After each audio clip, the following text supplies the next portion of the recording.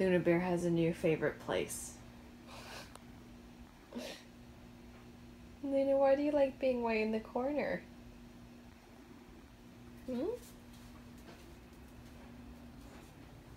Hi guys, so today's video is going to be a weekend reading vlog, and also I have a little giveaway going on that I'm super excited for, and I think that some of you are going to be really excited about it too. I'll get to that soon, as well as what I'm going to be reading for this weekend, what I already have read this week. But before jumping into all of that, a shout out to today's sponsor, which would be Redbubble. Giveaway ties into something from Redbubble. I'm so excited to show you. But if you are unfamiliar with what Redbubble is, it's a company where you can support artists by buying products that then have the artwork that you like put on those products. You can get clothing, you can get cards, you can get shower curtains, you can get puzzles, you can get all sorts of things with the designs that you like. And they have a discount code that all of you can use that they gave me. And this, just full transparency, I don't get any money from you using this discount code. It's just a discount code for you. I'll show you some of the things that I have gotten recently. So one of the things they sent me was this sweatshirt. I always get my sweatshirts in extra large because I like really big sweatshirts, and this one is so cute. It's a dragon that's reading. I think it's adorable. I really like this color gray. I also got a couple of non-bookish items that I just thought were hilarious. This one says, "I'd love to say hello, but I'm a little horse," and I don't know why, but I just think it's the funniest thing. And then the cream one that I got, I love it so much. It's a happy star, and then it says, "Your wishes mean nothing," and I don't know why, but it makes me really happy. The giveaway item, though, is something specific that I know a lot of you really like. It's a Stormlight Archive sweatshirt.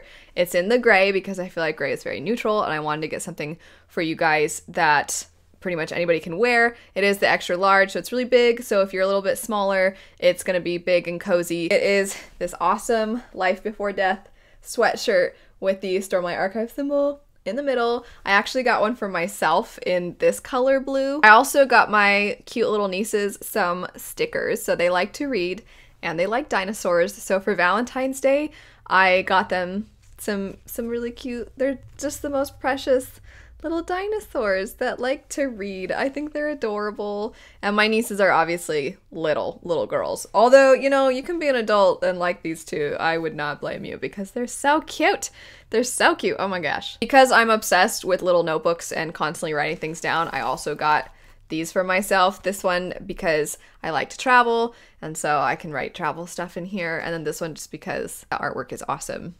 And I feel like my 10-year-old self who loved fantasy things would have thought this was the coolest thing, except for I'm 27 now and I still think it's really cool. I'll have the discount code for Redbubble linked in the description bar. Getting now into some books. So first off, this is just the sleeve, but I recently finished These Violent Delights. I actually finished it last night, Friday night, and this is a Romeo and Juliet retelling, but it is a little more modern. It takes place in the 1920s in Shanghai, and we have characters from rival gangs. One gang is more of the Asian gang, and then the other is from a lot of Russians who have come into Shanghai. And the dynamics, the culture, those sorts of things in this story were really interesting. There was so much thought put into them, into which language they choose to speak and when, how all these different groups that are coming into Shanghai affect the dynamics of the city, how it changes the gang relationships. You also see things to do with like the Communist Party. It's really interesting, and I really liked the setting. Our main two perspectives, I thought that the female perspective had quite a personality. She's a little angry a lot. She's not very nice, but I kind of dug it because I felt it was fitting to her circumstances. The male character, a little bit, I felt like didn't get as much spotlight as far as his personality goes. His personality was basically like, I'm really reserved, and sometimes that can be a little bit difficult to have any connection with or find them entertaining in some way. I was like, oh, I think this is gonna be like a fun book to read around Valentine's Day because it's like a dark love story. And I was surprised because I felt like the love story element of it was actually more of a subplot, and the main plot was kind of crazy and kind of creepy. There's this madness that's going around the city that when it gets to someone, it makes that person just instantly want to rip out their own throat. And they succeed in doing this a lot of times, so it's really bloody. I will say at the very end of the book, some of the reveals and the explanations for things wanted them to be different. So in my mind, I had some predictions. I was like, oh, I bet it's gonna be this. I think this is actually this thing. And then what it ended up being, I don't know, I feel so self-absorbed being like, I liked My Way better because obviously, you know, she wrote a really cool book and My Way probably would have been dumb. But I when I got to the end and the things were being revealed, I just wish the reveals had been a little different. Now for what I'm planning to read this weekend, I'm picking up Lancelot. I've actually already started this. I'm 38 pages in, so not very far in at all, but this is a King Arthur retelling type of story, and I, so far, think that the writing is great. It reminds me a little bit of Bloodsong by Anthony Ryan, for those of you who have read that. This particular story, we're starting off with the character very young. It is not the same setup where someone's telling you their life story. We're just seeing them as a child initially, but the style of the writing and the feel of it reminds me a lot of Bloodsong. Sorry for those that haven't read Bloodsong, but it's a good book. I highly recommend it. This, I'm excited to see where it goes. Fingers crossed that I'm gonna keep liking it. Starting a new game. Look how amazing that looks. Oh my gosh. Luna is joining us. You ready, Luna? Yeah? This is a nice view of your butt. Oh, thank you. Oh, did you take Dad's spot? Oh. Life is good. Oh, she wanted the whole couch. Not satisfied with you there. Or she wants the graham crackers. Luna, was that game too scary for you? Did you have to go to the corner? Do you want a belly rub? Yeah, you want a belly rub? Oh. Belly rub. Boop. Current ambiance. Cute little cottage. Anyway, I'm going to read until the end of the chapter, and then I'm going to start this one. Seems like a good before Valentine's Day read. I hear it's a fun fantasy adventure romance story, so I don't normally read that. It's a little outside my norm, but I'm excited. I've heard it's really fun. Alrighty, so it is now Tuesday. I have finished From Blood and Ash. I have things to say. First though, I want to start by talking a little bit more about Lancelot. So I'm on page 141, so I haven't read a ton of this one. I'm definitely taking my time with it because it is so good. It is so beautifully written. I am so hoping that it continues like this for me because I feel like every time in a vlog that I say like, oh, so far it's really good, then later I end up being like, never mind, I didn't like it. So I'm hoping that I continue to like it. I have a feeling I will, because oh my gosh, is it so phenomenal. So if you can't tell by the title, it's about Lancelot from the King Arthur tale. And I stand by what I had said before, that it feels like Bloodsong. I am wanting to continue taking my time with this one. I'm going to just read a little bit here and there. I've kind of tabbed out how much I want to read each day until the end of the week, because I'm thinking I'll just read a little bit when I can. I'm loving it so far. I'm just repeating myself at this point. I hope it continues to be amazing. Now to talk about From Blood and Ash. Okay, so I want to clarify really quick. Well, I should tell you what the story is about for those that don't know. So this is a story from the point of view of a girl named Poppy who lives in this fantasy land that it's really important that she remain real pure. She's known as the Maiden. People aren't even supposed to look at her. Her life kind of sucks. She has no freedom. And when she turns 19, she's supposed to be kind of given to the gods. Like, her life is dedicated to them. And it's really important that she lives, and it's really important that she remains pure. Otherwise, bad stuff can happen. But she's starting to realize that all of these rules that have been placed on her, the people who have power over her currently, they seem comfy ignoring those rules whenever it's convenient to them. And she's kind of like, all are bad things really gonna happen if I start doing other stuff with my life and having a little bit more freedom? People see my face. So she starts to kind of test the waters a little bit. That's the setup for the book. And there are also some, I don't want to give away what kinds of paranormal fantasy type things are within the book, but there's other stuff along with it. I was thinking, based off of what I've heard people say about this book and how they've talked about this book, this was going to be really intense with the steaminess, especially given the setup for the story of this girl kind of wanting to explore.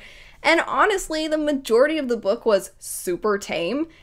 And I was kind of like, when is it getting juicy? There is some steam toward the end of the book. I would say primarily most of the stuff at the beginning is just like, kinds of reactions to things like, oh my, don't read out of this dirty journal to me. It's that kind of stuff, and you're like, tee ha, and it's fine. I actually was way more interested in the fantasy elements for most of the book, because I'm like, this is kind of interesting actually, and it takes some familiar things and it puts a unique spin on them, and I was enjoying that. And I didn't totally hate the main character, Poppy. I thought, yeah, man, like, go live your life and obviously uncover the secrets that this kingdom has. I personally did not care for the exposition portion of this book. It did its job. I mean, this book isn't super short. It's over 600 pages. It did its job. It established everything right away, and then you can just move on to what everybody is here for, which is the angst and the steaminess, right? That's what people want from this book, so they don't need tons of times and subtlety and nuance necessarily with the exposition. I would have liked a little bit more, because the beginning was kind of like, this is my friend.